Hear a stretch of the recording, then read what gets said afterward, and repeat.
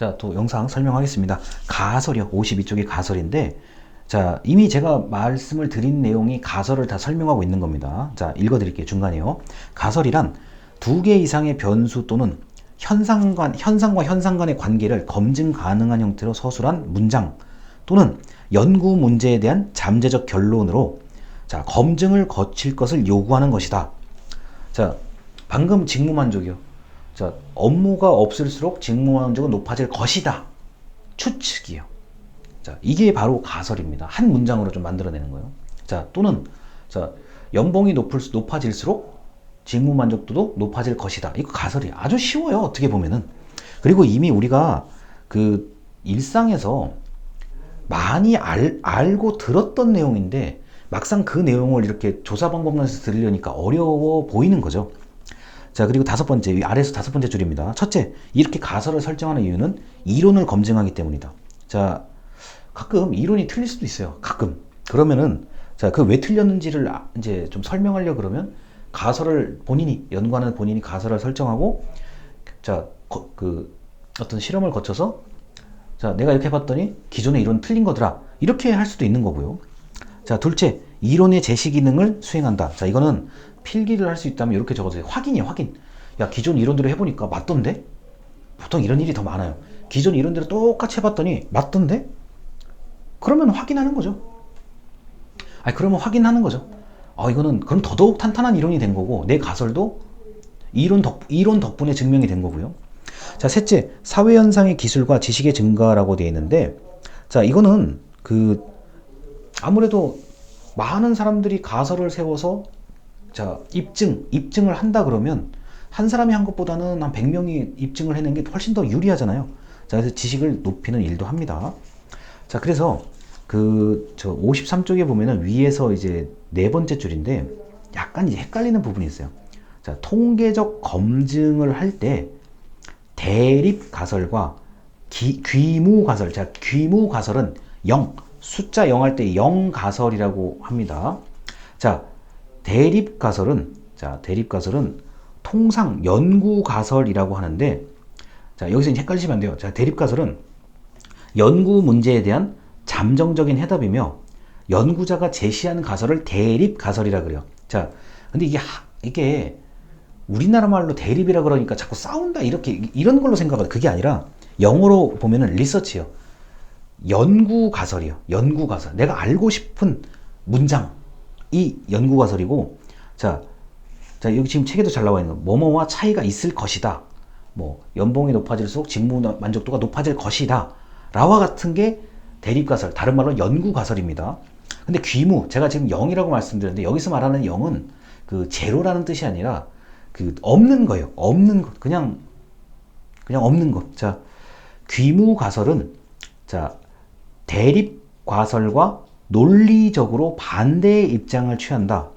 자, 이제 대표적으로 연봉이 높아져도 직무 만족도는 차이가 없을 것이다.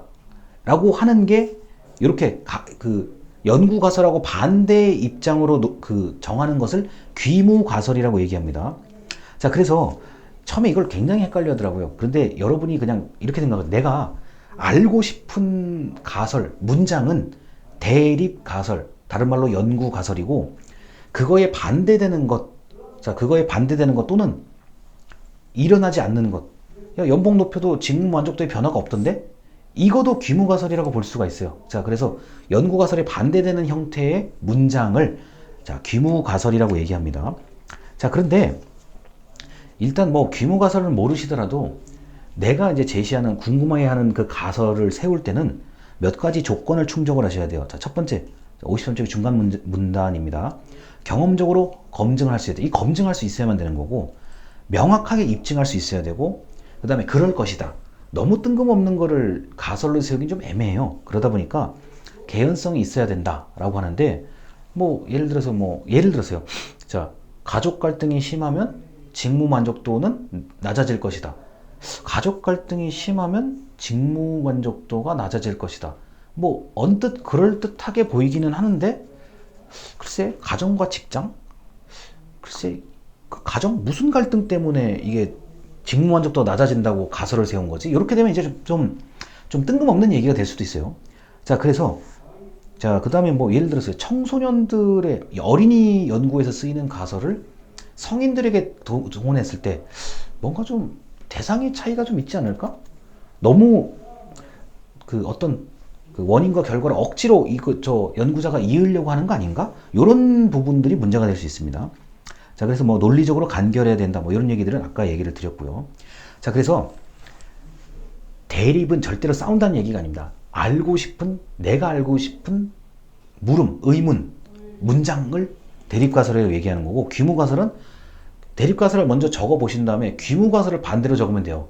이거를 동시에 생각하려고 하니까 자꾸 이제 복잡해지는데, 자, 차이가 있다, 변화가 있다, 뭐뭐일 것이다 라고 하는 게 대립가설이고, 변화가 없다, 그대로다, 뭐 이렇게 보통 반대로 표현되는 게 귀무가설이라고 얘기합니다. 그래서 이런 것들을 예전에 저도 젊었을 때, 대학교 다닐 때 이걸 굉장히 어렵게 배웠는데 살다 보니까 뭐 별게 아니에요. 자, 그래서 일단 여러분들 입장에서는 내가 알고 싶은 가설을 정확하게 쓰는 게 제일 중요해요. 이걸 잘못 쓰면 귀무가설도 의미가 없습니다. 자, 그래서 가설에 대한 얘기를 이제 설명을 드렸고요. 자, 이 가설을 설정하고 방금 52쪽 전에 그 많은 그림들이요, 연구 모형을 한번 세워보고 검증을 했는데, 자, 내 가설이 틀릴 수도 있고 맞을 수도 있고, 연구 모형이 원래 생각한 대로 된 거일 수도 있고 바꿔야 되는 걸 수도 있고, 최악의 경우는 싹 다 처음부터 다시 해야 되는 경우도 있습니다. 이거를 그런데 이제 와닿지 않는 이유가 뭐냐면은, 지금 이 영상을 보고 계신 분들이 연구를 특별히 해보신 분들이 아닐 거란 말이에요. 그러니까 이게 와닿지 않는 거예요. 그래서 이 연구를 한다는 게 일단 경험치가 좀 많아야 되고 잘 가르쳐야 돼요. 그러니까 잘 배워야 된다고요. 잘 배우고 잘 가르치는 사람이 있고, 물어볼 사람도 있고, 본인이 공부한다는 건 그냥 이제 전제로 두고 얘기하는 거예요. 그래야 이제 한 번쯤 가설을 세워도 뭐 말이 맞는 거죠. 만약에 그게 안 된다 그러면 이제 저 잘못된 방향으로 빠질 수밖에 없는 게 바로 이 연구조사의 좀 그 특징이라고 할 수 있습니다. 일단 여기까지 해서 가설에 대한 설명을 다 드렸습니다. 자, 들어주셔서 감사합니다.